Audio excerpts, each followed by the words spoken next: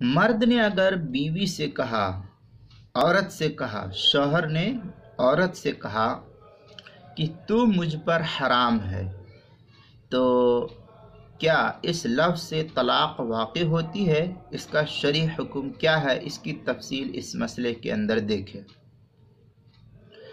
فقہاء نے لکھا ہے کہ لفظ حرام اپنی اصل کے اعتبار سے اگرچہ کنائی لفظ شمار کیا جاتا ہے، مگر دلالت اور عرف کی بنا پر اس سے بلا نیت بھی طلاق بائن واقع ہو جاتی ہے۔ چونکہ عرف کے اندر اس لفظ کو اس طریقے سے استعمال کرتے ہیں، اس لیے اس سے بلا نیت بھی طلاق بائن کے وقوع کا ثبوت ملتا ہے، لہذا اس سے طلاق بائن واقع ہو جاتی ہے۔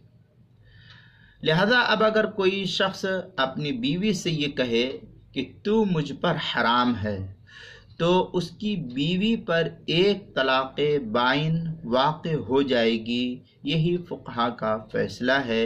عبارات کو دیکھنے سے یہی مسئلہ اس سلسلے میں واضح ہوتا ہے۔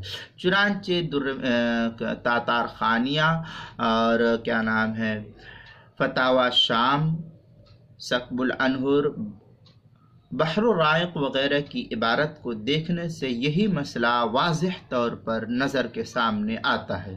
چنانچہ لکھا ہے تاتار خانیہ کے اندر، انتی علی حرام والفتوى على انه يقع الطلاق البائن وان لم ينوي لغلبة استعمال هذه اللفظ في هذه البلاد۔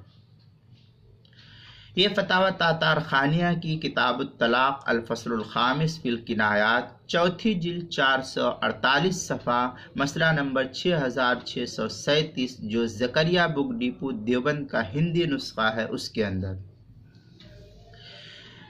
فتاوی شام میں ہے، افتى المتأخرون فی انتی علی حرام بأنہ طلاق بائن لعرف بلا نیہ۔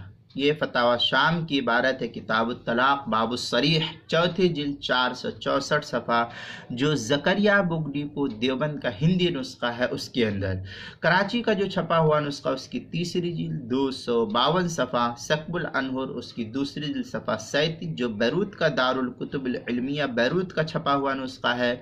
البحر الرائق کے اندر کتاب الطلاق تیسری جلد 523 صفحہ، جو زکریا بک ڈپو دیوبند کا ہندی نسخہ ہے، اس کے اندر۔ کتاب المسائل اس کی 5ویں جلد صفحہ 102 پر بھی اس مسئلے کو نقل کیا گیا ہے۔